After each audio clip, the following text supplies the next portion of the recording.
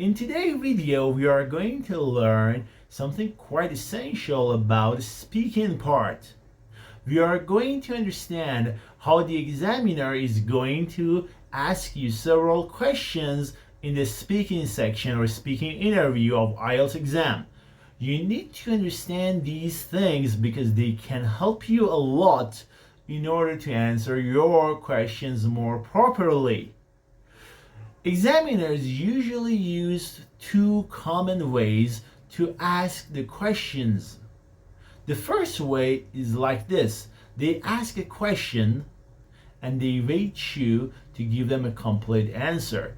They do not interrupt you and they wait for you to completely answer the question. They give you as much as time as you want in order to complete the task. On the other hand, some examiners won't let you talk as much as you want. They like to interrupt you as much as they can and as much as they want. For example, while you're just answering one of your questions, they may immediately, while you're speaking, ask the second question. So they won't let you have any time for thinking, or they don't even let you complete your sentences.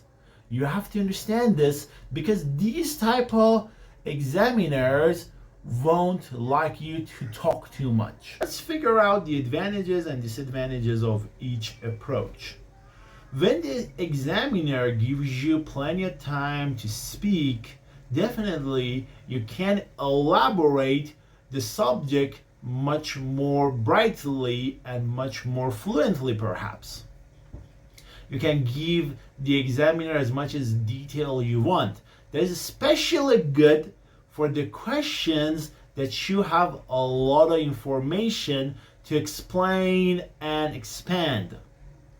However, there can be some disadvantages too. Sometimes you do not have enough information. That means you cannot elaborate that question very well. Besides, some students, when they are given too much time to speak, they may talk about irrelevant matters.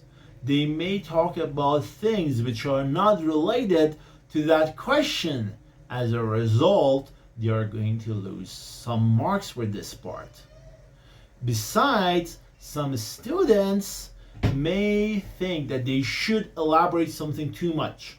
And while they are trying to do that, they may repeat some kind of messages over and over again.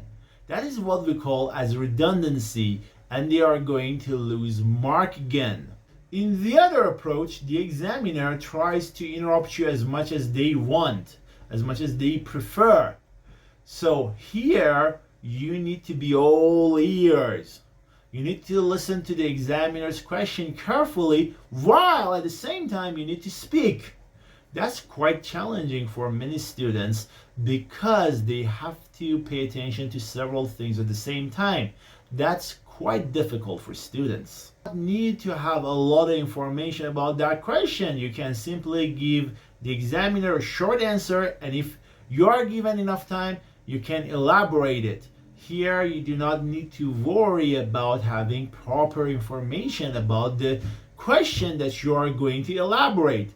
That's a very good point for many students. Some examiners try to use both ways simultaneously. Some of them prefer to cut you as much as they want, and at the same time, they let you elaborate about the subject. It depends on their own viewpoint.